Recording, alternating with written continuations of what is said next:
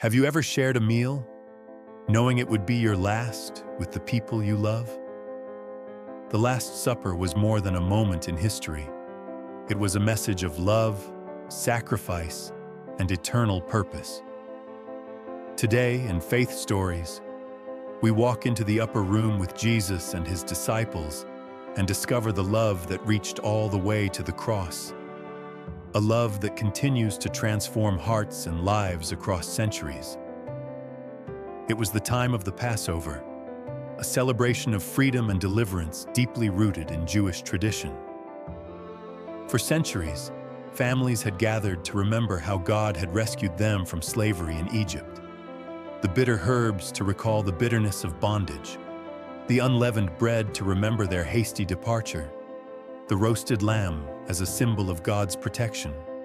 Each element told part of the story of God's faithfulness. Jerusalem was crowded with pilgrims from across the region, all coming to celebrate this sacred festival in the holy city. Jesus knew his hour had come. The weight of what lay ahead must have been immense. The betrayal, the denial, the mockery of a trial, the scourging, and finally the cross itself. Yet his concern was not for himself, but for those he loved. Before all of that would unfold, he chose to gather. He chose to sit, to teach, and to love. In a quiet upper room in Jerusalem, away from the bustling crowds, the Son of God shared one final meal with his closest friends, the 12 who had walked with him for 3 years, witnessing his miracles and listening to his teachings. The disciples likely expected a traditional Passover meal with its familiar rhythms and prayers. But Jesus was about to transform this ancient celebration into something entirely new.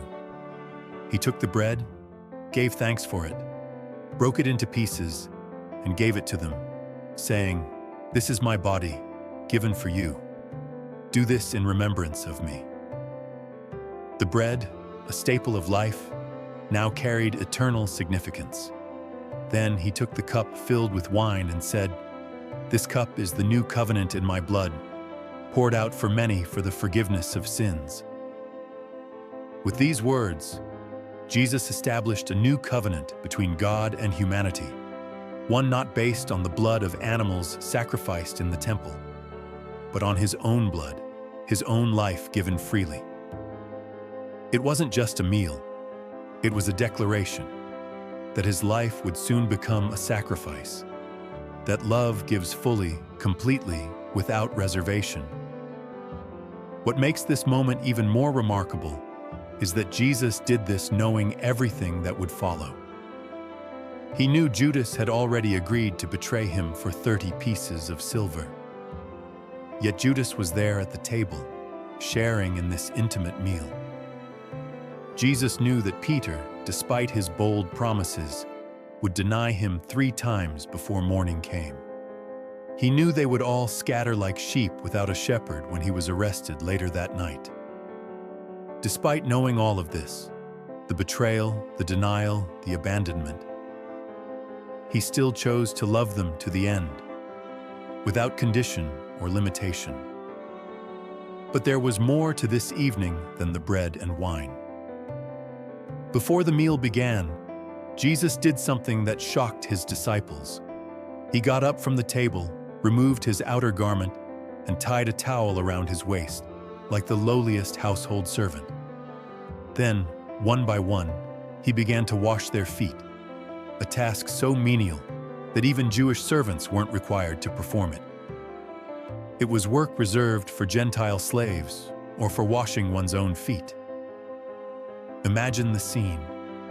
The creator of the universe kneeling with a basin of water, taking the calloused, dirty feet of fishermen into his hands, and carefully washing away the dust of Jerusalem's streets.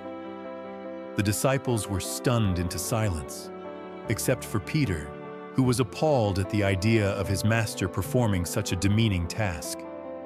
"Lord, are you going to wash my feet?" Peter protested. He couldn't comprehend why the one he had confessed as the Messiah would lower himself this way. But Jesus insisted, "Unless I wash you, You have no part with me." The master became the servant. The king humbled himself. And after he had finished this extraordinary act, he explained, "I have set you an example, that you should do as I have done for you. Very truly, I tell you, no servant is greater than his master, nor is a messenger greater than the one who sent him." In washing their feet, Jesus wasn't just teaching about humility. He was overturning their understanding of power and greatness. In God's kingdom, the greatest is the one who serves. The leader is the one who puts others first. Success is measured not by how many serve you, but by how many you serve with genuine love. In that upper room, Jesus wasn't just preparing them for his death. He was preparing them for their mission after he was gone, to serve others with humility, without concern for status, to forgive even those who would hurt them, just as he forgave those who would nail him to a cross, to love sacrificially, just as he had loved them, giving themselves fully for others. Throughout this final discourse, Jesus returned again and again to the theme of love. "As the Father has loved me, so have I loved you. Now remain in my love. Greater love has no one than this, to lay down one's life for one's friends. Love each other as I have loved you." Love was at the heart of Jesus' message because love is at the heart of God's character. What does this mean for us today, so many centuries later? The Last Supper wasn't just the beginning of the Passion narrative. It was the expression of a love that never gives up, never falters, never ends. It was the start of a journey to the cross, and the invitation for each of us to walk with him through our own struggles and trials. When life feels uncertain and the future seems dark, when betrayal, failure, or fear surrounds you like a suffocating blanket, remember this profound truth. Jesus sat at that table, fully knowing what was coming: the kiss of betrayal, the crown of thorns, the nails, the spear. And he still chose love. He still chose you. Think of it. The one who knew better than anyone what human hearts are capable of, who saw the weakness and failings of those closest to him, who understood the depth of our brokenness.